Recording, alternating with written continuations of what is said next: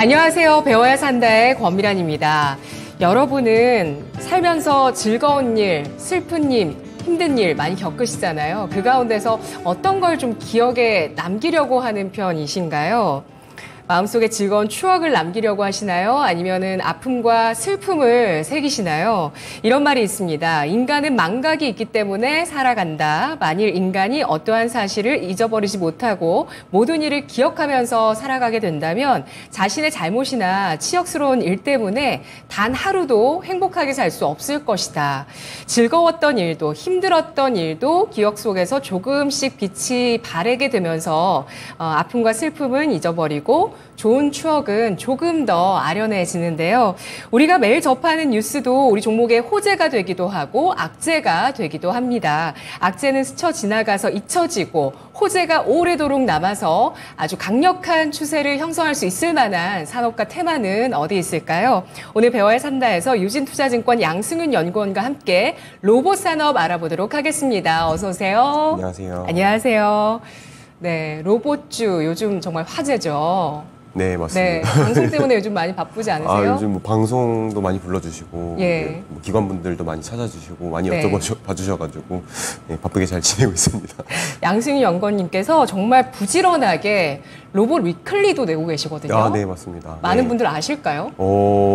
알아주시면 좋을 것 같은데 이 로봇이 이제 워낙 또 최근에 이슈들도 많고 예. 뉴스들도 많이 나오다 보니까 좀 정말 그런 많더라고요. 그런 흐름들 좀 정리를 하는 차원에서 좀 위클리를 작성을 하고 있습니다. 그렇습니다. 여러분 기계 업종에서 안녕하세요 로봇 위클리예요 라고 양승윤 연구원님께서 매주 이렇게 로봇 위클리라는 내용을 또 분석을 하시니까 여러분들 잘 보시면 여기서 뉴스 다 모아서 확인하실 수가 있으실 겁니다. 자, 그러면 오늘은 어떤 주제를 가지고 이야기를 나눌까요? 보시죠. 대기업 모두 뛰어들었다. 로봇 산업 분석입니다. 올해 들어서 로봇주가 약진을 했는데 저도 그 로봇 위클리에서 본 내용입니다. 글로벌 로봇주들의 시가총액 추이를 딱 옮겨놓으셨더라고요. 네. 그런데 지난 11일 기준으로 자료 내셨던데 보시면은 우리나라 K로봇이 가장 큰 시총을 보여주더라고요. 네, 맞습니다. 네. 뭐 가장 큰 시총이라기보다는 이제 저희가 올해 연초부터 해서 가장 많이 오른 나라가 우리나라다. 수익률인가요? 네, 수익률로 예. 봐주시면 좋을 것 같고요. 이제 시가총액 기준으로 이제 저희가 연초 대비해서 지금 어느 정도 수준까지 커졌는가를 좀 비교를 해놓고 있는데 네. 사실 같은 그런 이제 범위로 비교를 할 수가 없어서 저희는 아예 따로 이제 빼가지고 이제 분류를 하고 있고요. 상당히 좀 뭐 유럽이나 뭐 미국이나 뭐 일본 대비해서 상당히 좀 큰 폭의 상승들을 보여온 것이 맞다 이렇게 보고 있습니다. 네. 이렇게 국내 로봇주가 약진한 배경은 뭐가 될까요? 뭐 일단은 뭐 당연한 이야기지만은 이제 앞으로 로봇 시장에 대한 기대감들이 커질 수밖에 없다. 뭐 사람도 없고 이제 인건비도 계속 올라가고 있으니까 이제 미래에 대한 이제 성장 기대감들은 이제 커져가고 있는데 이제 거기에다가 이제 뭐 대기업들도 이제 로봇 사업을 하겠다 이렇게 손 너나 할 거 없이 이제 손을 들면서 이제 뛰어들고 있는 것들 그리고 실제로 또 국내 로봇 기업들이 뭐 한국이든 아니면 이제 글로벌리 이제 진출을 하면서 이제 좋은 또 성과들을 내기 시작했다. 그런 이제 초입에 대한 이제 부분들이 조금씩 확인이 되고 있는 상황이어서 상당히 좀 기대감들이 많이 커지고 있는 게 아닌가 저는 이렇게 판단을 하고 있습니다. 네. 로봇주의 흐름을 구체적으로 올해는 세 구간으로 나눠서 볼 수 있다면서요? 네, 맞습니다.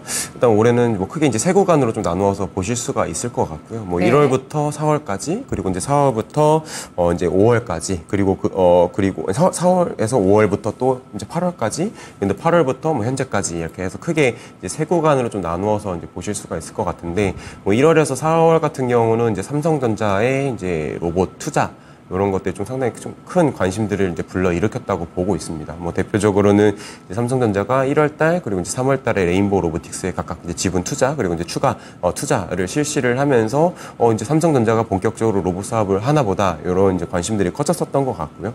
그리고 또 4월에서 5월 사이에는 이제 물류 로봇 시장이 크게 관심을 받았었습니다. 뭐 1월부터 4월까지는 뭐 협동 로봇이나 아니면 이제 부품 관련 종목들이 좀 이제 크게 올랐던 걸로 제가 기억을 하고 있는데 이제 4월, 5월부터는 이제 저희 물류 로봇 기업들이 크게 관심을 받았 받았고요.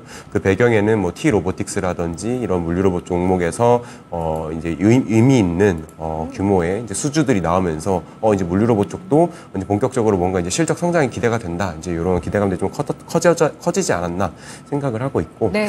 그리고 또 이제 마지막으로 8월부터 현재까지는 이제 두 가지 뭐 두산 로보틱스의 상장 소식이 있었고, 그리고 거기에 대해서 또 삼성전자 발 좋은 이슈들이 나왔다. 뭐 레인보우 로보틱스와 삼성 웰스토리가 이제 급식 자동화 관련해서 MOU를 체결을 하기도 했었었고요.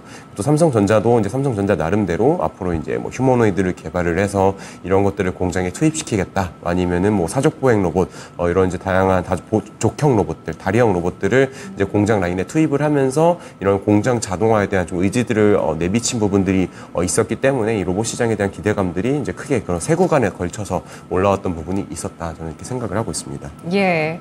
자, 이런 로봇주의 흐름을 봤을 때 가장 이 로봇주의 주가 이 세 구간에서 강력하게 영향을 미친 건 뭐라고 봐야 될까요? 뭐 역시나 그냥 재료. 네, 일단은 저는 뭐 사실 기업들의 펀더멘털이 뭐 크게 대폭 개선이 되어서 그렇다고 보기보다는 네. 이제 모멘텀, 이슈, 좋은 것들 좀 기반해서 많이 오르지 않았나 생각을 하고 있고요.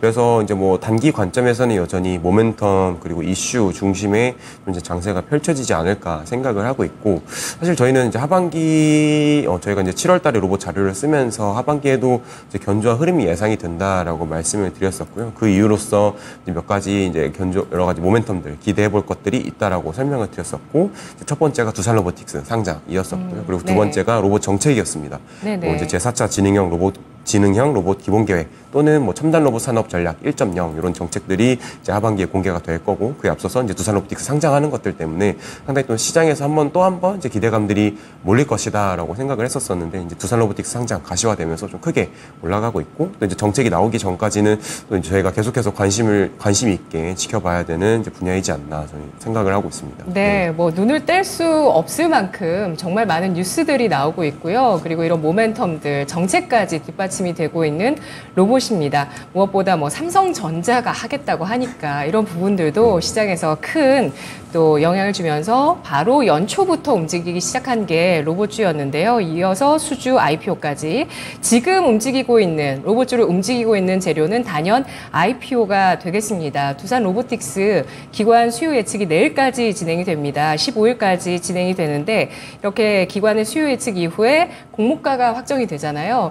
현재까지 여러 소식들 나오고 있는데 흥행하고 있나요? 일단은 뭐 사실 일단 상장 개요부터 알아볼까요? 네, 상장 개요부터 간략하게 말씀을 드리면 네. 뭐 말씀 주셨던 것처럼 이번 주까지 이제 수요 예측을 진행한 이후에 이제 또 9월 말에는 일반 청약 진행을 하고, 뭐 지금 기업 측에서는 뭐 10월 5일이나 뭐 6일쯤에 상장을 할 것 같다 이렇게 좀 말씀해 주시고 계신 것 같은데, 10월 초 상장 일정으로 봐주시면 좋을 것 같습니다. 일단은 희망 공모가액은 저희가 뭐 21,000원에서 26,000원을 이제 제시를 하고 있는 상황이고, 이것을 시가총액으로 환산을 하게 되면은 뭐 대략 1.4에서 1.7조 수준으로 보실 수가 있습니다. 이런 이제 희망 공모가액은 이제 PER이라고 하는 이제 기준을 통해서 이제 저희가 산정을 했고요. 2026년 당기순이익을 이제 현재 가치로 할인을 해서 거기에 글로벌 피어들 38배, PER 38배 멀티플을 적용을 해서 산출을 한 값이라고 보실 수가 있을 것 같습니다. 네. 이렇게 구체적으로 설명해 주시니까 좋아요. 2026년에 당기 순이익을 기준으로 해서 PER 38배가 적용이 되면 이러한 공모가 밴드가 나온다고 하고요. 두산 로보틱스의 가치에 대해서도 지금 뭐 그렇게 뭐 1.7조 이렇게 나오고 있지만, 이미 상장돼 있는 로봇주들은 더 큰 시총을 보여주고 있는 쪽도 있잖아요. 네, 맞습니다. 그러면 이런 눈높이가 조금 이제 상장 첫날까지 해서 확 높아질 수 있는 가능성도 좀 있지 않을까. 뭐 충분히 있을 가능성들은 있다라고 생각을 하고 있고요. 아니면 높은 게 떨어질까요? 그 흐름은 사실 저도 예측을 하기가 굉장히 어렵긴 합니다. 하지만 뭐 일단 상장 전까지 또 저희가 이 로봇 시장 기대감들이 커져 있는 상황들이 지속이 될 걸로 보고 있고, 또 오늘도 상당히 로봇주들 강세를 보였었던 부분들이 있는데, 이제 이 흐름들이 지속이 된다라고 하면은 충분히 또 좋은 결과들 기대를 해볼 수 있지 않을까 기대를 하고 있습니다. 네, 레인보우 로보틱스를 비롯해서 로봇주들이 딱 정확하게 두산 로보틱스 수요 예측이 시작된 11일을 기점으로 해서 고점을 형성하고 쭉 조정을 받다가 오늘장에 나란히 또 반등을 했는데요. 오늘 반등한 레인보우 로보틱스의 시가총액은 3조 8,200억 원 수준을 가리키고 있습니다. 두산 로보틱스 IPO 흥행할까요? 공모가 밴드 적정하다고 보십니까? 일단은 뭐 사실 수요 예측이 나와봐야 알겠지만은 지금 뭐 언론 보도나 이런 것들 통해서 이제 시장 분위기들이 조금씩 감지가 되고는 있는 것 같습니다. 뭐 보도들 기사들 보면은 그래도 이제 관심들이 역시 기대했던 것만큼 많이 나오고 있다, 이런 좀 이야기들이 나오고 있어서 저희는 충분히 공모가 상단도 기대를 해볼 수 있지 않을까 생각을 하고 있고요. 두산 로보틱스의 뭐 시총 레벨이 좀 부담스럽다는 분들도 많이 계시긴 합니다. 뭐 저희가 로봇 기업들이 그동안 코스닥 중심으로 상장을 많이 해왔었고, 네. 지금 이제 상장되어 있던 기업들, 물론 이제 최근에 시가총액이 많이 커지긴 했지만 일반적으로 뭐 3천억에서 5천억 정도 수준에서 형성이 되어 있었던 점을 고려를 하면은 뭐 거기에 대략 이제 3배 정도 달하는 시가총액 수준이기 때문에 사실 그동안 좀 보지 못했었던 레벨이긴 하다, 이런 부분들 좀 부담스럽다라고 보실 수도 있겠지만, 그래도 이 두산 로보틱스라고 하는 기업이 뭐 국내 이제 주요 로봇 기업들 대비해서는 상당히 뭐 실적도 나름 이제 매출액 사이즈가 굉장히 좀 크게 나오고 있고, 어느 정도인가요? 지금 저희가 작년 기준으로는 매출액이 한 450억 정도를 기록을 했었었고요. 올해는 지금 증권신고서상에서 공개된 예측치를 보게 되면은 뭐 670억 정도로 전년 대비해서 이제 성장을 하는 그림들이 나와 있습니다. 지금 일반적인 로봇 기업들 뭐 매출액이 아직은 뭐 100억에서 뭐 200억 정도 수준 인점들을 고려하면 뭐 한 3배 정도는 좀 크지 않나 보고 있고, 또 거기에 더해서 지금 글로벌 시장에서 유의미한 성과를 거두고 있는 유일한 기업이라고 보실 수가 있을 것 같아서, 유의한 기업. 유일한 기업, 유일하다고 보고 있습니다. 아, 그런가요? 지금 아직 국내 기업들이 뭐 내수 중심의 시장으로 좀 성장을 해왔었던 부분들이 있고, 네. 결국은 이제 국내 시장을 벗어나서 또 이제 해외라는 큰 시장으로 나아가야 되는데, 아직까지는 좀 이제 국내 기업들이 해외까지는 좀 저희가 많이 진출을 못한 상황이지만, 이제 두산 로보틱스가 이제 그런 한계점들을 어떻게 보면 뚫고 먼저 선제적으로 진출을 해서 상당히 좀 좋은 실적들을 거두고 있습니다. 지금 증권신고서상에서 공개된 것들을 보면은 대략 저희가 해외 매출이 한 60%에서 70% 정도를 기록을 하고 있기 때문에, 오히려 국내보다 뭐 북미나 아니면 유럽 이런 해외 국가들에서 벌어들이는 실적이 훨씬 더 크다, 이런 부분들은 또 나름의 또 시사하는 부분들이 있다고 저희는 생각을 하고 있습니다. 네. 해외 로봇 기업들은 매출 규모는 더 크죠? 훨씬 더 크긴 합니다. 네. 예. 그걸 비교를 하면 네. 시가총액이 우리나라는 좀 고평가되어 있는 건 사실이겠어요? 그렇게 보실 수도 있을 것 같고요. 근데 지금 이 로봇 유형에 따라서 조금씩 그 밸류에이션의 차이가 있습니다. 뭐 흔히 저희가 많이 아시는 로봇이라고 하면 떠올릴 수가 있는 뭐 산업용 로봇들, 뭐 공장에서 많이 쓰이는 이제 산업용 로봇 이런 것들이 있는데, 이제 이런 로봇들은 일본이 굉장히 잘 하고 있고요. 뭐 일본의 뭐 화나기라든지 아니면 뭐 야스카와 전기 이제 이런 기업들이 굉장히 잘 하고 있는데, 사실 시가총액은 제가 정확하게 지금 기억이 안 나는데, 이제 밸류에이션으로 보게 되면 뭐 PER로는 대략 한 20배 정도 내외, 그리고 이제 PSR로 보게 되면 뭐 대략 한 3배, 4배 정도 수준이어서 사실 좀 그렇게까지 뭐 높지는 않다. 저희가 부여하는 멀티플 자체는 높지가 않다. 그런데 거기에 반해서 협동 로봇, 산업용 로봇이 아니라 이제 협동 로봇을 보게 되면은 네. 아직 상장돼 있는 기업이 국내 말고는 없습니다. 없는 상황이어서 네. 뭐 유의미하게 비교하기는 어렵지만은, 예. 전통적인 산업용 로봇 시장과 그리고 저희 지금 이제 앞으로 커져갈 협동 로봇 시장의 성장성만 두고 보게 되면은 협동 로봇이 훨씬 더 그 성장성 자체는 아웃퍼폼 할 것이다. 크게 산업용 로봇을 상회할 것이다라고 예상을 하고 있어서, 충분히 기존에 이제 상장되어 있던 로봇 기업들, 뭐 정통적인 로봇 분야들 대비해서는 뭐 프리미엄을 받을 가능성도 있지 않을까 생각을 하고 있어서, 뭐 단순히 지금 뭐 상장되어 있는 해외 기업들, 뭐 화나, 뭐 야스카와 아니면 또 미국이나 뭐 유럽 기업들과 이제 피어 투 피어로 이게 다 각 이제 기업 이제 비교를 하기가 사실 조금 쉽지는 않은 것 같다, 저는 이렇게 생각을 하고 있습니다. 서비스 산업용 협동 가운데서는 협동이 밸류를 더 높게 줄 수 있는 분야다, 이렇게 보시네요. 저는 서비스랑 협동 이 둘 다 앞으로의 성장성이 기대가 된다라고 보고 있고, 전통적인 산업용 로봇은 이미 커진 상황이기 때문에 네. 앞으로의 성장성 자체는 물론 계속해서 성장하겠지만, 협동 로봇이나 서비스 로봇이 조금 더 그 성장률을 상회할 것이다, 이렇게 봐주시면 좋을 것 같습니다. 산업용과 협동 로봇의 차이는 뭘까요? 가장 큰 차이는? 가장 큰 차이는 안전성에 대한 부분이고요. 협동 로봇도 사실 산업용 로봇의 일종입니다. 국제 표준의 ISO 표준을 이제 어느 정도 거기에서 안정성에 대한 기준들이 있는데, 그 기준을 충족을 하게 되면은 이제 협동 로봇이라고 저희가 이제 명명을 하고 있는 상황이고요. 일단 안전성이 뛰어나고 이제 그런 이제 차이들도 있지만은, 거기에 대해서 가격, 이라든지 아니면 사용자 편의성 이런 측면에서도 협동 로봇이 더 싸고 그리고 더 뛰어나다, 사용자 편의성이 더욱더 뛰어나다라는 측면에서 뭔가 조금 더 앞으로의 보급 확장성이 기대가 되는 로봇 분야로서 이렇게 말씀을 드리고 있습니다. 네, 두산 로보틱스가 신주 공모로 마련한 자금 3,400억 가운데서 2,250억 원은 타법인 취득 자금으로 사용할 예정이라고 합니다. 이런 이벤트가 있으면 그만큼 기대가 높고 일단 상장하는 당일에 두산 로보틱스가 그 신규 상장주의 규정이 바뀐 이후에 처음으로 따따블 종목으로 기록될 수도 있다. 이런 기대가 높거든요. 뭐 첫날은 첫날이고 이후의 추세도 중요할 텐데 그러려면은 이런 좀 밸류에이션이 정당하게 되려면 성장 가시성이 있어야 되지 않을까요? 네. 두산 로보틱스가 어떤 계획을 갖고 있나요? 일단은 지금 두산 로보틱스가 공개하고 있는 계획들은 뭐 여러 가지가 있습니다. 굉장히 좀 다양한 계획들을 내세우고 계시는데 일단 첫 번째로는 당연히 협동 로봇, 본업인 협동 로봇 사업의 확대, 성장을 좀 꾀하고 계시고 뭐 판매 채널, 글로벌 판매 채널을 앞으로 더욱더 늘려가겠다. 그리고 거기에 더해서 이제 지금 저희가 기종이라고 해서 라인업이 있습니다. 협동 로봇도 라인업이 굉장히 다양하게 있는데 현재 13개 있는 라인업을 앞으로 17개까지 더욱더 늘리겠다. 그래서 라인업도 키우고 판매 채널도 넓히면서 이 협동 로봇 사업의 실적을 더욱더 신장시키겠다라는 이제 이야기들이 포함이 되어 있었고, 그리고 거기에 대해서 이제 앞으로 협동 로봇 그 본업 외에 좀 다양한 사업들을 같이 펼쳐 나가겠다라는 내용들이 포함이 되어 있었는데, 일단 첫 번째가 소프트웨어입니다. 협동 로봇에도 여러 가지 소프트웨어가 들어가게 되고, 또 이런 소프트웨어가 뭐 단순히 협동 로봇의 제어를 하는 데 활용이 되기도 하지만은 저희가 휴대폰을 보시면은 또 앱 같은 것들이 굉장히 많이 있잖아요. 그래서 이제 그런 형태로 앱 형태로 해서 이 로봇에 어떻게 쓸 것인가 어플리케이션을 좀 다수 다트 스위트라고 하는 저희 소프트웨어 생태계 플랫폼이 이제 저희가 연초에 공개가 되었었는데, 네. 이제 여기에다가 뭐 업로드를 하고 필요하신 분들은 다운받아 쓰시고, 이런 생태계를 구축하면서 또 다운받을 때는 어느 정도 과금을 하고, 이런 형태로 해서 리커링 매출이라는 것들을 앞으로 좀 걷어두겠다, 이런 것들을 좀 말씀을 하고 계시고요.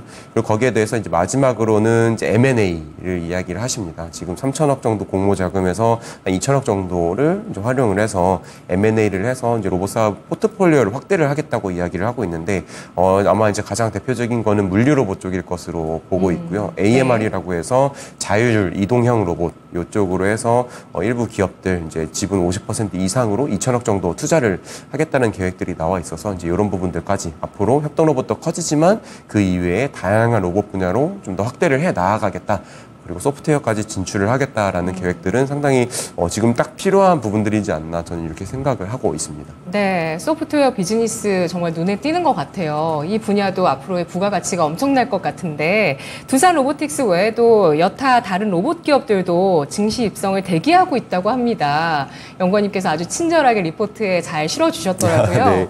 네, 어떤 기업들이 있을까요? 일단은 지금 이제 거래소에서 예비 심사가 들어가 있는 게 러셀 로보틱스라고 하는 이제 물류 로봇 회사가 나와 있고요. 네. 그리고 아직 뭐 정확하게 예비 심사에 들어갔거나 뭐 이제 이렇게 하겠습니다라는 계획들이 나오진 않았지만 이제 언론 보도들을 통해서 이제 상장을 계획을 하고 있습니다라고 이제 이야기를 하고 있는 기업들이 이제 다수 나오고 있습니다. 뭐 저 지금 화면에서 보시는 뭐 나우 로보틱스라든지 아니면 뭐 클로봇이라고 하는 로봇 소프트웨어나 아니면 SI라고 하는 이제 시스템 인테그레이터 업체, 그리고 트윈이라고 하는 물류 로봇 회사, 그리고 이제 비트 코퍼레이션이라고 하는 이제 로봇의 서비스를 하는 뭐 커피 로봇으로 많이 알려져 있는데, 이런 커피 로봇을 하는 그런 서비스 회사까지도 다양하게 앞으로 상장을 앞두고 있는 그런 상황이다, 이렇게 말씀을 드릴 수가 있을 것 같습니다. 네, 그래서 우리가 더 다양한 로봇 기업들, 비즈니스들을 이런 기업들을 통해서 확인할 수가 있을 것 같은데요.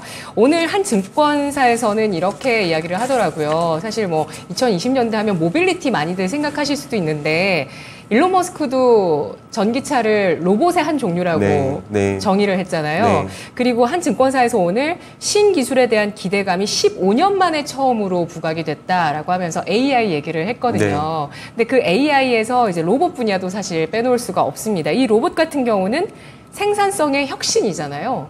맞습니다. 너무나 이거 중요한 내용인 거잖아요. 네.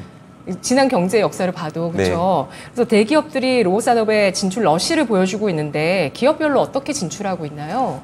일단은 지금 이제 말씀해 주셨던 것처럼 뭐 AI도 계속해서 발전을 하고 있고 또 거기에 대해서 이 AI랑 로봇이랑 또 찰떡궁합입니다. 이 결국은 네. 로봇이 이제 저희가 아까 테슬라의 일론 머스크 대표가 이제 이야기를 했던 것처럼 자동차도 로봇이다라고 이야기를 했던 게 이 로봇의 정의가 인지, 판단, 수행을 자율적으로 수행하는 기계를 다 로봇으로 칭하고 있습니다. 그러다 보니까 이제 자율주행차 같은 경우도 이제 주변 상황들을 인지를 하고 어떻게 주행을 해야 되는가 판단을 하고 실제 이제 주행까지 하게 되는 이제 그런 것들 자율적으로 수행을 하다 보니까 결국은 또 로봇의 일종이다라고 보실 수가 있고 이제 그런 의미에서 이제 자동차도 로봇의 일종이다라고 이야기를 하신 것 같고요.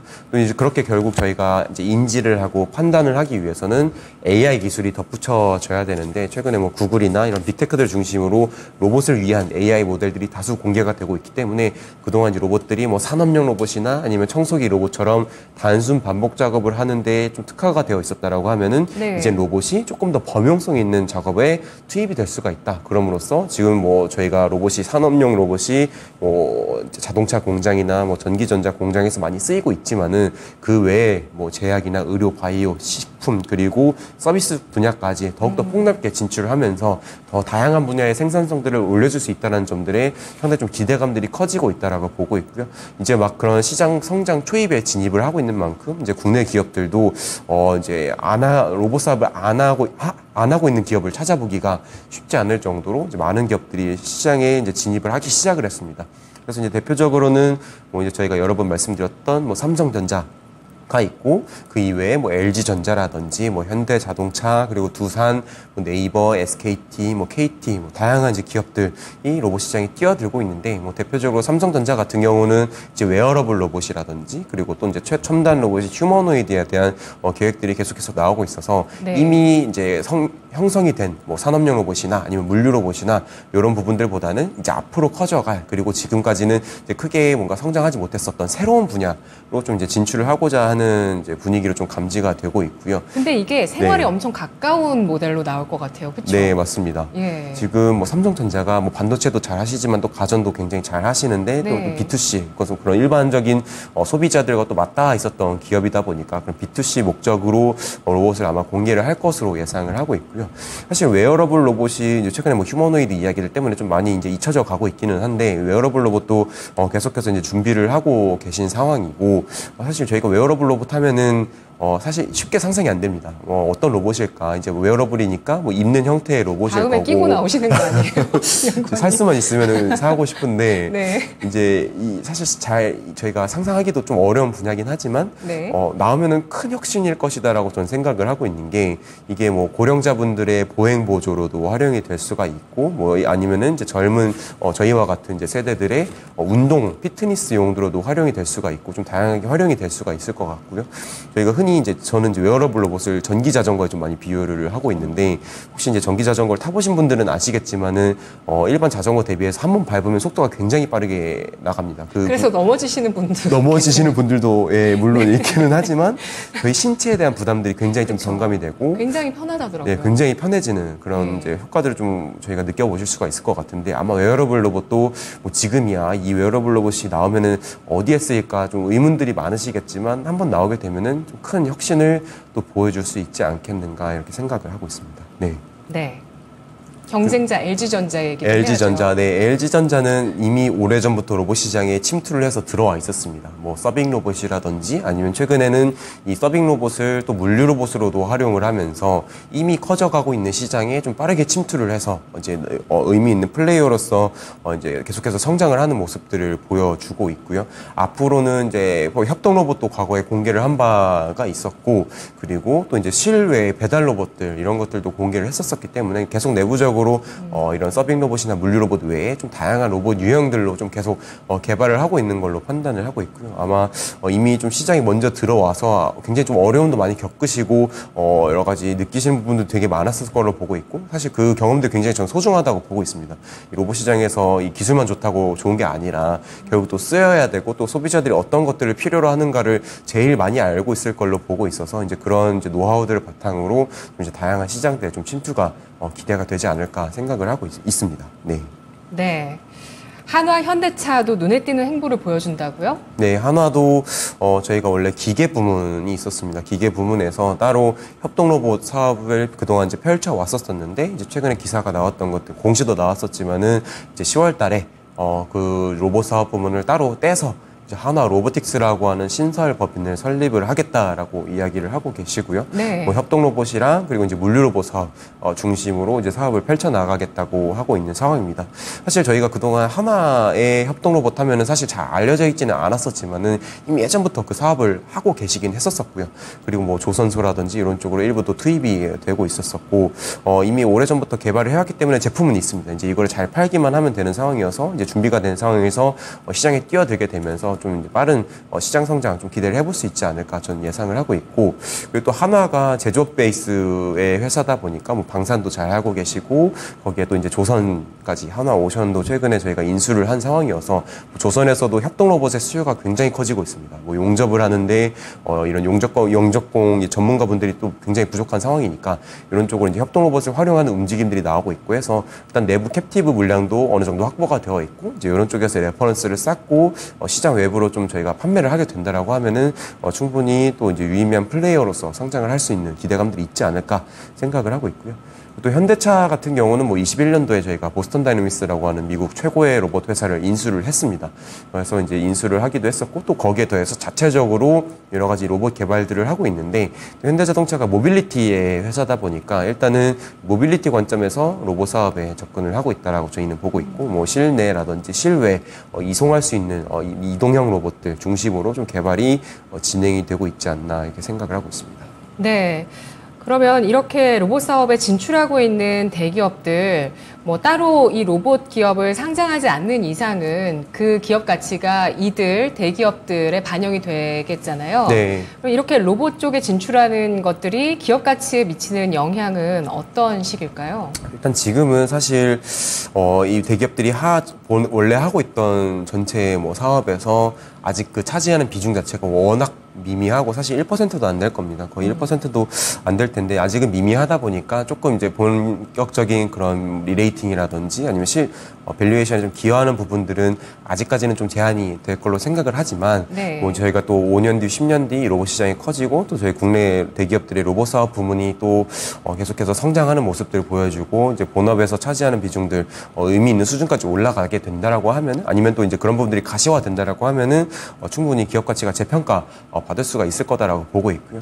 뭐 최근에 뭐 테슬라에 대해서 이제 상당히 좀 높은 수준의 목표가를 제시를 하기도 했었습니다. 해외 증권사에서. 이제 그 이유가 이제 도조라고 하는 이제 AI에 대한 AI 칩에 대한 부분들을 좀 크게 반영을 했었던 걸로 제가 기억을 하고 있고, 이런 식으로. 그리고 거기서도 또 부가가치를 보더라고요. 네, 맞습니다. 도조가 자율주행 소프트웨어를 파는 거. 네. 네, 이런 부분들도 나중에 네. 큰 테슬라의 수익 모델이 될 수 있다. 네, 이런 것들 맞습니다. 보더라고요. 그런 식으로 또 저희 대기업들의 이제 그런 로봇들이 어느 정도 밸류에이션, 뭐 실적, 기여를 할 수 있는 시기가 온다라고 하면은 충분히 기대를 해볼 수가 있지 않을까 저는 생각을 하고 있습니다. 네.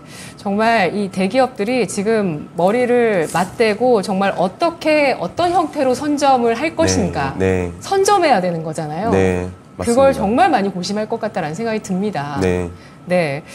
이 로봇 산업에 대해서 연구원님께서 아까 뭐 리포트 7월에 내신 건 말씀해 주셨지만 진격의 로봇이란 제목으로 리포트를 써주셨는데 중장기 성장성이 명확하다.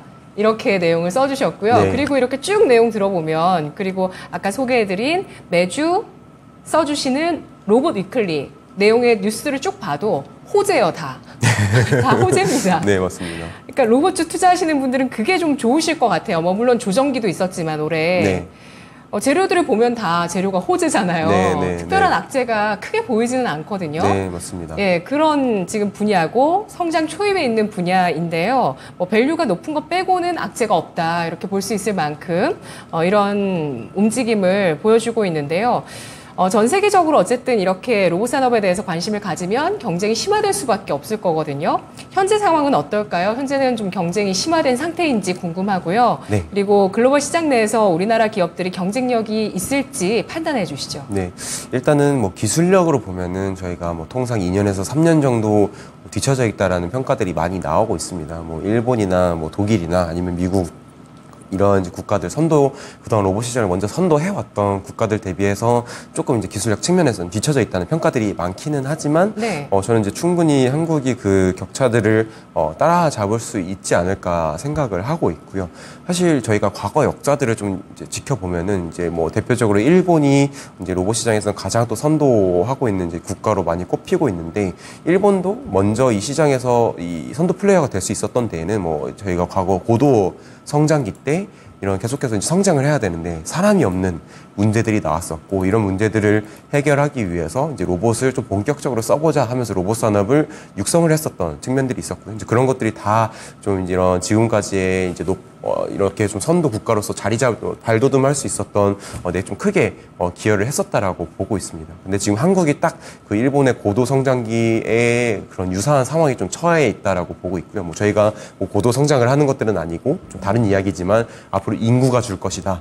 그래서 뭐 이런 부족한 인력들을 결국은 또 누군가가 대체를 해주거나 아니면 도와줘야 될 텐데, 이제 그런 부분에 대해서 계속 이제 수요, 이런 인력 부족에 대한 문제들이 나오고 있는 상황이고, 그것들을 가장 또 해결해 줄 수 있는 방법이 로봇을 사용하는 것이라고 저는 생각을 하고 있어서 이렇게 계속 이제 저희가 로봇이 필요해지는 상황들이 나오고 있고, 이제 그런 부분들 이제 필요로 되는 것들을 먼저 저희가 뭐 개발을 하고 시장에 투입하고 먼저 써보고 하면은 또 충분히 저희가 앞으로 뭐 일본이나 뭐 유럽이나 뭐 미국이나 이런 이제 국가들을 좀 앞지를 수 있는 가능성들도 있지 않을까 생각을 하고 있고요. 거기에 발맞추어서 지금 이미 대기업들도 시장에 진출을 하고 있고, 또 이제 로봇이 단순히 뭐 산업용 로봇이나 이런 쪽으로 진출을 하는 게 아니라 뭐 협동 로봇이라든지 뭐 서비스 로봇이라든지 좀 폭넓게 들어오고 있는 상황이고, 거기에 대해서 이제 정부도 여러 가지 정책적인 지원들도 해주고 있는 상황이어서 저희가 지금이야 뭐 2년, 3년 뒤쳐져 있다고 하지만은 또 한 5년 뒤가 되면은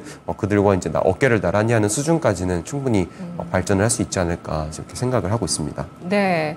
그리고 한 그 지표 가운데서 최근에 기억에 남는 게, 이게 정확한지 모르겠지만 로봇 밀도가 글로벌 1위인 국가가 우리나라다. 이게 전체 로봇은 아닌 것 같고요. 네네네. 로봇 밀도 네. 이슈 있었죠? 네, 산업용 로봇 밀도를 이제 말씀을 하시는 것 같은데, 네. 저희가 그 노동자 10,000명당 이제 로봇이 몇 대 쓰이는가 하면은 지금 한국이 1,000대가 활용이 되고 있습니다. 그러니까 노동자의 거의 10%, 그러니까 노동자 10명 중에 1명꼴로 로봇이 이제 쓰이고 있는 그런 상황으로 보실 수가 있는데, 그 수준으로 봤을 때는 한국이 굉장히 높다. 뭐 일본이나 뭐 중국이나 뭐 독일, 미국 대비해서도 압도적으로 높은 수요 1위 국가를 이제 저희가 보여주고 있습니다. 네. 그렇군요. 우리나라는 역시 빠릅니다. 네, 빠르고 네. 또 제조업 베이스다 보니까 이제 로봇을 많이 쓸 수밖에 없었던 거죠. 그게 로봇을 적용할 수 있는 그 배경의 강점이 되겠네요. 그럴 수도 있습니다. 네. 그렇군요. 네. 네. 그리고 AI 같은 경우는 미국, 중국이 확실히 앞서가는데, 중국이랑 로봇을 우리 비교를 해본다면은 중국과 우리나라 로봇 산업 비교해본다면 어떨까요? 누가 더 우위에 있습니까? 사실 뭐 평가로는 거의 뭐 비슷하다라는 평가들이 많기는 한데, 네. 일단 중국이 최근에 이 로봇 시장에서 치고 올라오는 그 속도가 굉장히 좀 빠르다라고 느껴지고 있고요. 앞으로 한국의 최대 경쟁 국가는 뭐 일본도 있고 뭐 미국도 있겠지만은 저는 중국이 되지 않을까 생각을 하고 있습니다. 뭐 중국도 한국과 마찬가지로 지금 그동안 한자녀 정책들을 펼쳐왔었던 그 영향으로 앞으로 인구 절벽이 예상이 되고 있고, 한국과 똑같이 이제 정부 차원에서 굉장히 강하게 이런 정책적인 드라이브들을 걸고 있습니다.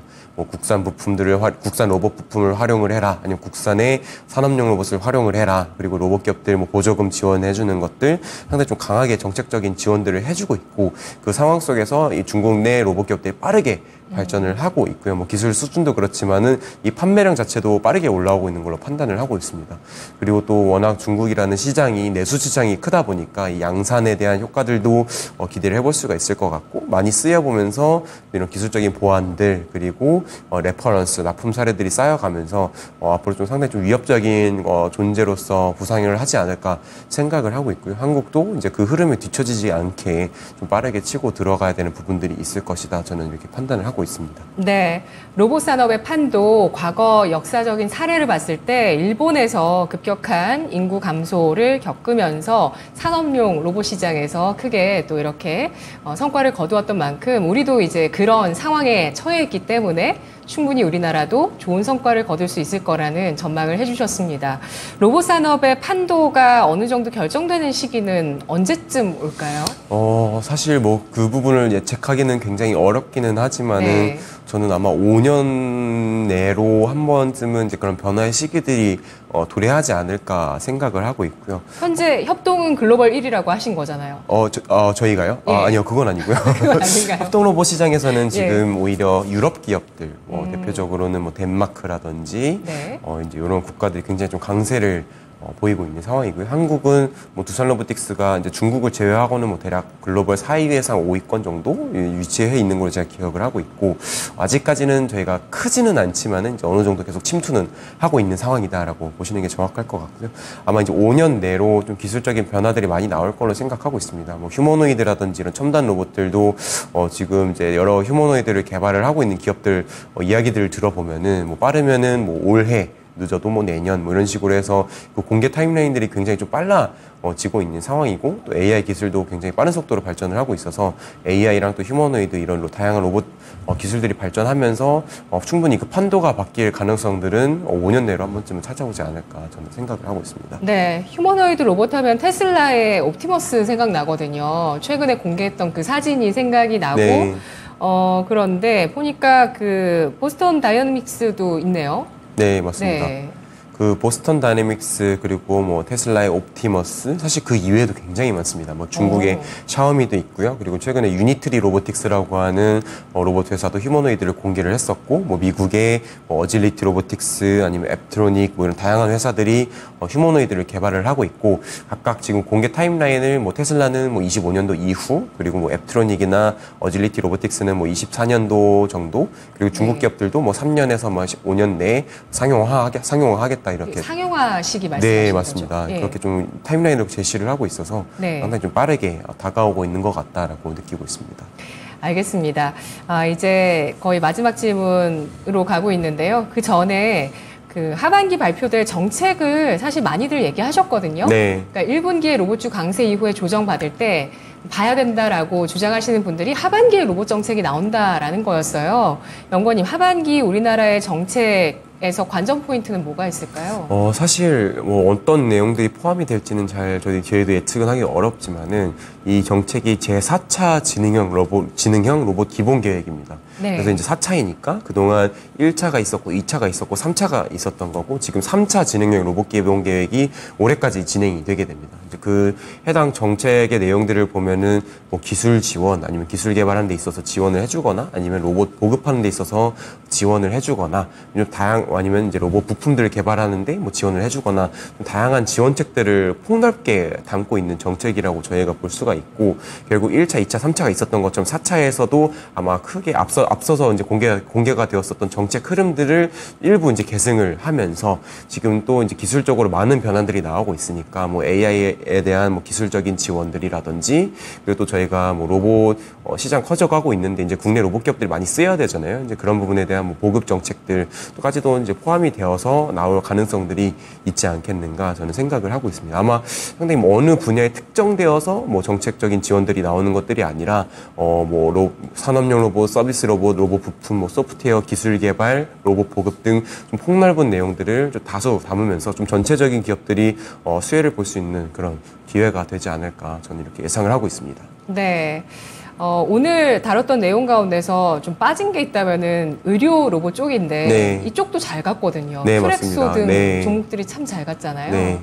큐렉소가 지금 저희가 인공관절 수술 로봇을 이제 저희가 하고 있는 상황인데, 큐렉소 같은 경우는 지금 어느 정도 실적이 나오고 있습니다. 로봇 쪽에서 이제 두산 로보틱스와 마찬가지로 이 로봇 사업에서 실적이 나오고 있고, 또 이제 영업이익까지도 나오고 있는 상황이어서 이제 실적이 나온다는 측면에서 상당히 좀 저희가 접근하기가 부담이 없는 이제 기업이지 않겠는가라고 보고 있고, 그리고 앞으로도 좀 기대되는 부분들이 많습니다. 의료용 로봇은 결국 이제 많이 팔려야 되는데, 뭐 다른 로봇도 마찬가지지만 팔리기 위해서는 의료 승인들이 필요하고요. 지금 뭐 한국이나 그리고 인도 중심으로 팔리고 있지만은 이제 회사 측에서는 앞으로 뭐 미국이나 아니면은 일본 쪽으로 이제 진출을 하겠다라고 말씀을 하고 계시고, 이제 관련돼서 뭐 FDA 승인이라든지 이런 승인 절차들을 이제 앞으로 추진을 할 계획이 있고, 이제 그런 것들이 또 저희가 무리 없이 승인을 받는다고 하면 하면은 또 새로운 글로벌 시장까지 진출을 하면서 마찬가지로 성장성이 기대가 된다라는 부분들 좀 때문에 많이 주목을 받았던 것 같습니다. 그리고 또 이제 그 시발점이 되었었던 게 저희는 이제 뉴로메카라고 하는 협동 로봇 기업이랑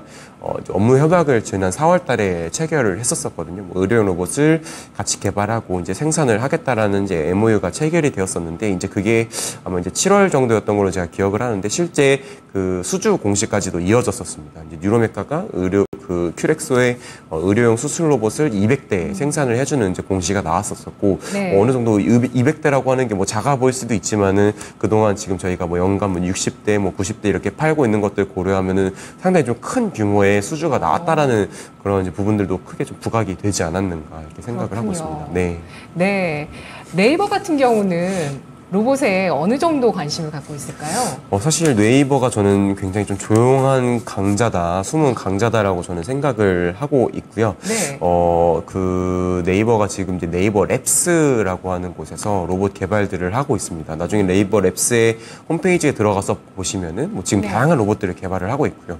뭐 실내 이송 로봇들, 뭐 서빙해주는 형태의 뭐 이제 층간 이송들, 뭐 저희가 뭐 예를 들어서 택배가 온다라고 하면은 뭐 그걸 이제 저희가 오피스 층까지 같이 배달을 해주거나 아니면 커피 같은 것들도 같이 배달을 해주는 그런 이제 이동형 로봇들을 개발을 하고 있기도 하고 그리고 거기에 더해서 이제 뭐 팔형 로봇들도 개발을 하고 있습니다. 팔 달린 로봇들도 개발을 하고 있고 사실 이런 하드웨어를 개발하는 것도 저희가 굉장히 주목을 하고 있긴 하지만 또 이제 네이버가 최근에 뭐 하이퍼클로바라든지 이런 AI 모델들을 이제 공개를 했던 부분들이 있는데 이런 네. AI 모델을 또 마찬가지로 로봇에 적용을 하겠다는 그런 시도들도 나오고 있어서 앞으로 이런 하드웨어와 그리고 소프트웨어 측면에서 상당히 좀 이제 강세를 보일 수 있는 그런 로봇 기업으로 성장을 할 수 있는 가능성들이 있지 않겠는가. 물론 아직 시장에 공개된 부분들이 제한적이어서 많이 알려져 있지는 않지만은 이제 이런 부분들 좀 잘 준비를 해서 나온다고 하면은 충분히 주목을 해볼 만할 수가 있지 않을까 생각을 하고 있습니다. 네, 알겠습니다. 자, 로봇 섹터 투자 전략을 좀 세워보도록 하겠습니다. 분야별로 투자 전략을 좀 정리를 해보도록 할 텐데요. 로봇 섹터의 투자 전략 어떤 분야부터 시작을 해볼까요?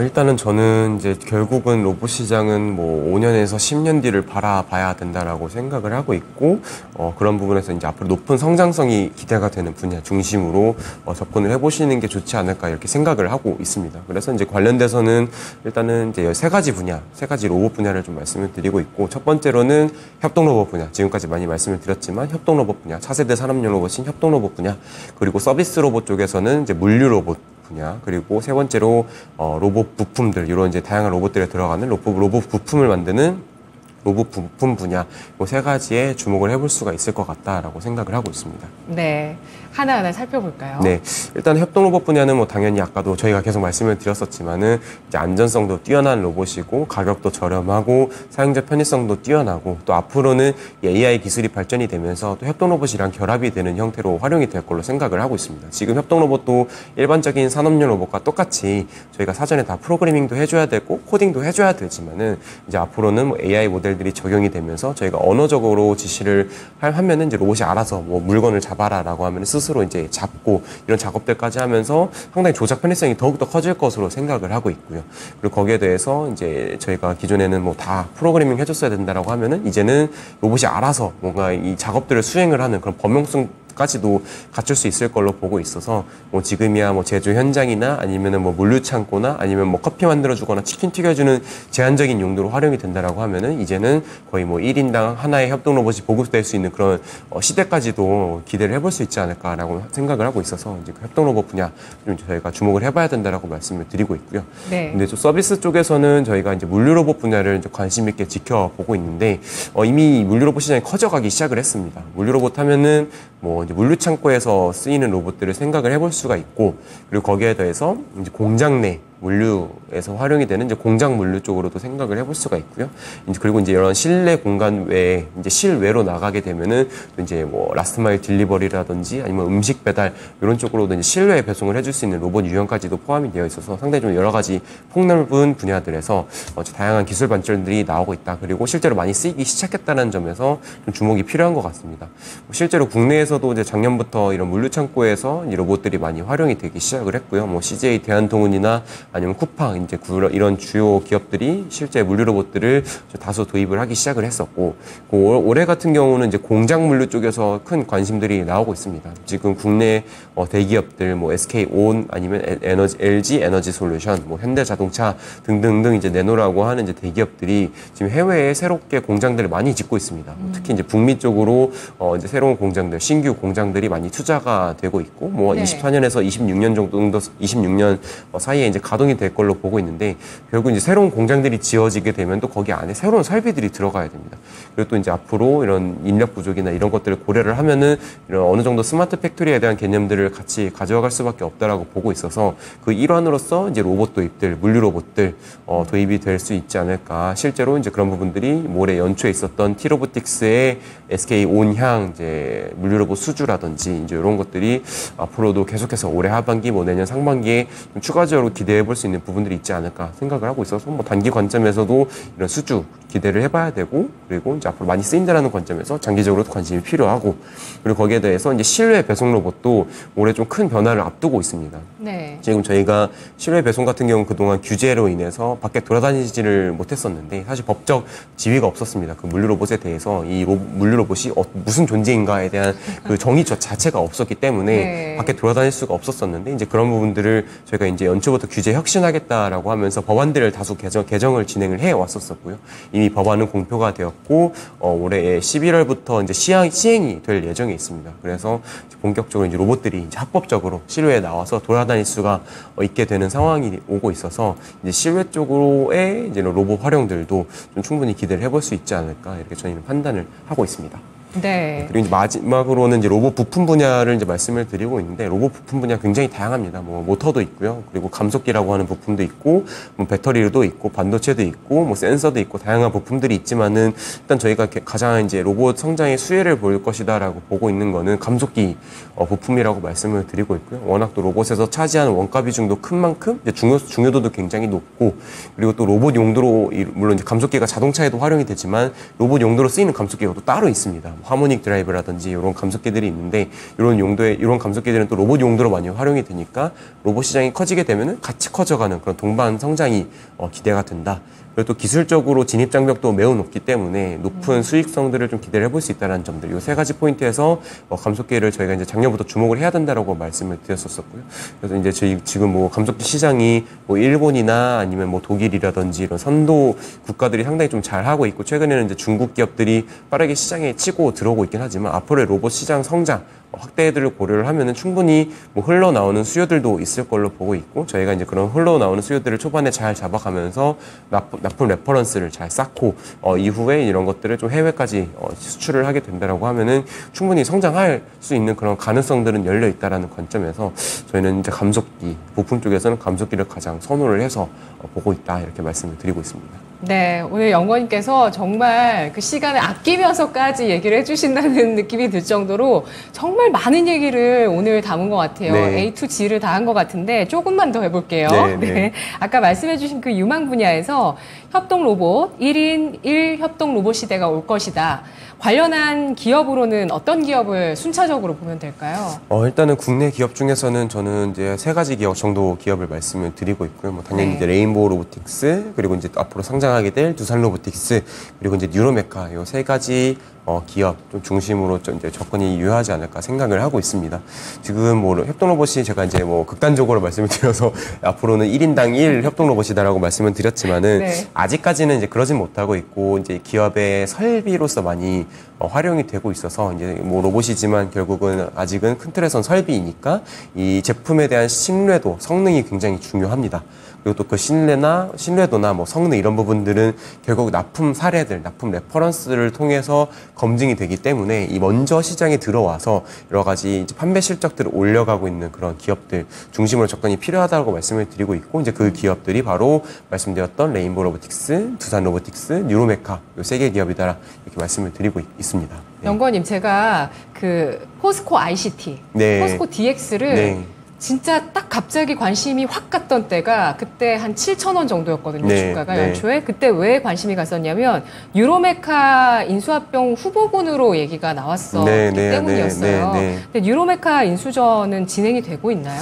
뭐 사실 그 부분에 대해서는 지금 워낙 또 비공개 정보들이 많다 보니까 저희로서도 접근하기는 어렵긴 하지만 뭐 시장에서는 계속해서 그 관심 자체는 커져 가고 있지 않나라고 보고 있고요. 지금 누군가는 투자를 할 것이다. 누군가는 이렇게 뭐 예상하는 투자를 할 수도 건가요? 있겠죠. 네. 지금 또 포스코가 이제 로봇 사업에 또 관심을 많이 보이고 있는 것 같습니다. 지금 뭐 올해 들어서 뭐 에이딘 로보틱스라고 하는 뭐 사족보행 로봇 아니면 이제 로봇 부품을 하는 회사가 있는데 이 사족보행 로봇 관련해서 뭐 포스코 제철소 내에서 활용을 하는 그런 MOU도 체결을 했었었고 또 포스코가 이제 제철소고 하니까 결국은 이제 제조업이니까 여러 가지 로봇들 이미 많이 쓰고 있었습니다. 그래서 이런 로봇에 아마 관심이 크지 않을까라고 보고 있고 뭐 계속해서 로봇 사업을 이제 확대해 나아갈 텐데 이제 그것들을 이제 자체적으로 개발을 해서 나아가느냐 아니면은 뭐 어떤 기업들을 또 이제 같이 협력을 해서 나아가느냐 요 방향성들은 사실 저도 예측하기는 어렵지만 이제 뭐 충분히 여러 가지 옵션들을 두고 검토를 하고 있지 않을까 생각을 하고 있고요. 뭐 뉴로메카가 뭐 어느 회사에 저희가 이제 지분을 뭐 매각을 하겠다라든지 뭐 이런 부분들은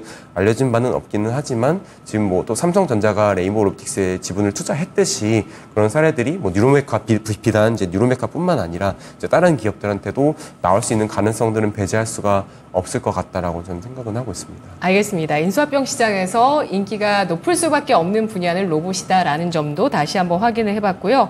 그러면 관심을 가질 로봇 분야에서 물류 로봇 쪽에는 어떤 순으로 기업 관심 가져보는 게 좋을까요? 일단은 지금 물류 로봇 쪽에서는 마찬가지입니다. 레퍼런스가 쌓인 기업들 중심으로 접근이 필요하다라고 저는 생각을 하고 있고요.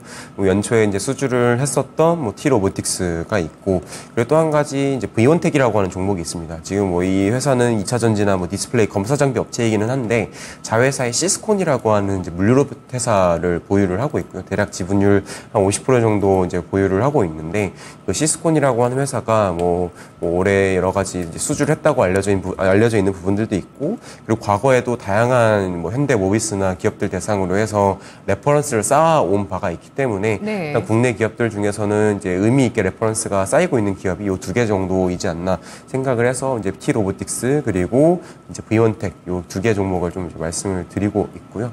뭐 사실 그 이외에도 뭐 유진 로봇이나 이제 티라유텍도 마찬가지로 티라 로보틱스라고 하는 로봇 회사를 보유를 하고 있습니다. 최근에 좀 크게 급등을 하면서 시장 관심들도 커져가고 있는데 이 두 개 회사에 대해서는 아직까지는 좀 뭔가 이 시장에서 공시가 나오거나 하는 부분들은 없지 않았나 보고 있고 앞으로 이제 이 두 개 회사도 계속해서 레퍼런스가 쌓여간다라고 하면은 이제 좀 그 타이밍을 좀 저희가 주목을 해볼 필요가 있겠다. 다만 지금은 이제 T-로보틱스 V1텍이 먼저 선도적으로 레퍼런스를 다소 쌓아가고 있는 상황이기 때문에 좀 이런 부분들은 주목이 필요하지 않을까 이렇게 생각을 하고 있고요. 네. 로봇 부품 중에서 감속기 관련주는 어떤 쪽일까요? 뭐 감속기는 국내에서 딱 이제 상장되어 있는 기업은 두 개가 있습니다. SPG 그리고 이제 SBB 테크 요 두 개 종목이 있고요. 사실 뭐 감속기가 두 회사 다 감속기를 하고 있는 상황이어서 뭐 크게 이제 어떤 기업을 사야 되는가 많이 고민이 되실 수도 있을 것 같습니다. 마찬가지로 이제 요 회사들도 사실 이 감속기 시장은 저희가 막 국산화해서 이제 상용화해서 어느 정도 레퍼런스를 조금씩 쌓아가고 있는 단계여가지고 어떤 기업을 좀 더 이제 선호를 할 수 있는가에 대한 부분들을 사실 이제 저희도 말씀드리기 어렵긴 하지만 이제 저희가 물류 로봇 그리고 협동 로봇 쪽에서 말씀드렸다시피 레퍼런스가 쌓이는 기업들 중심으로 좀 접근이 필요하지 않을까 저는 이렇게 판단을 하고 있습니다. 네, 로봇주 정말 현재 나와 있는 실적보다도 앞으로 기대감이 훨씬 큰 분야인데요. 그만큼 아마 투자자 여러분들의 관심이 더 높아질 수밖에 없는 분야이긴 합니다. 두산 로보틱스 상장을 기점으로 해서는 조금 또 열기를 식혀갈 수도 있겠지만 앞으로 로봇주를 투자하실 때 정말 많은 그 뉴스들, 호재들을 다 접하시잖아요. 네. 주의할 점은 뭐가 있을지 마지막으로 말씀해 주실까요? 사실 주의할 점은 이제 시장에 그 관심을 많이 받는 만큼 노이즈도 많다. 뭐 이제 인수합병에 대한 사례들도 그런 이제 여러 가지 이슈들도 그렇고 좀 단기적으로 이제 급등락할 수 있는 그런 변동성이 확대가 될 수 있다는 점들은 좀 유의가 필요할 것 같고요. 다만 이제 저희가 계속 강조드리는 것처럼 로봇 시장은 이제 중장기적으로 성장을 하는 기업이고 그 5년 뒤, 10년 뒤 바라볼 수 있는 기업들의 좀 장기 투자 관점에서 접근을 하시는 것이 가장 좀 저는 유효하지 않을까 저는 이렇게 생각을 하고 있습니다. 네, 그 장기적인 구간에서 정말 지속 가능하면서도 점유율과 지배력을 높일 수 있는 기업 이제 조금씩 윤곽이 나오겠죠? 네, 맞습니다. 예, 그런 쪽으로 관심을 가져 나가면서 투자해 나가시면 좋겠습니다. 오늘 로봇 산업 분석 정말 잘 들었습니다, 연구원님. 고맙습니다. 감사합니다. 네, 배워야 산다. 오늘은 유진투자증권 양승윤 연구원과 로봇 산업에 대해서 알아봤습니다. 지금까지 투자 판단에 도움드릴 수 있는 내용들 알아봤고요. 다만 주가의 상승과 하락을 보장하지 않는다는 점 유의하시면서 투자해 나가시기 바라겠습니다. 시청해주신 여러분 고맙습니다.